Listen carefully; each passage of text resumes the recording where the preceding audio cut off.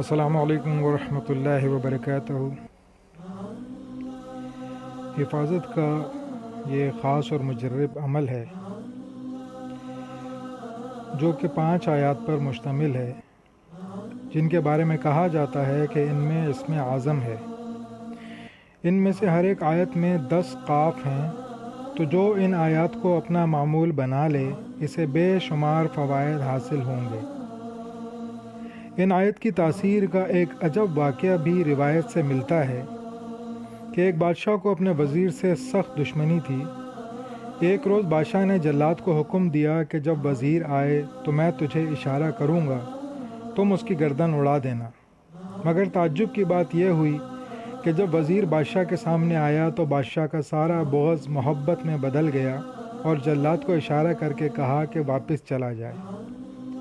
پھر کئی روز تک ایسا ہی ہوتا رہا کہ جب وزیر غائب ہو جاتا تو بادشاہ اس کے قتل کا حکم دیتا اور وزیر جیسے ہی سامنے آتا تو اس کا غصہ محبت میں بدل جاتا۔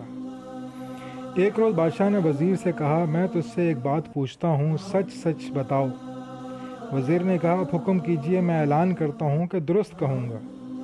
بادشاہ نے کہا کہ عرصے سے میں تیرے قتل کا ارادہ کرتا ہوں، مگر جب تیری شکل دیکھتا ہوں تو سارا غصہ کافور ہو جاتا ہے اور تیری محبت دل میں جاگ جاتی ہے۔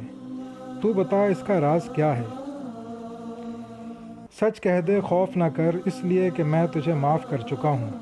وزیر نے کہا، حضور، میرے استاد نے مجھے چند آیتیں ہمیشہ پڑھنے کی تلقین کی تھی اور فرمایا تھا ان میں سے ہر آیت میں 10 قاف ہیں، جو ان آیات کو طلوع آفتاب اور غروب آفتاب سے پہلے پڑھے گا سب لوگ اس پر مہربان ہوں گے۔ اگر کوئی حاجت مند ان آیات کو پڑھ کر حاجت مانگے تو اس کی حاجت پوری ہوگی۔ ان آیات کو ایک بار صبح و شام ضرور پڑھ لیا کریں۔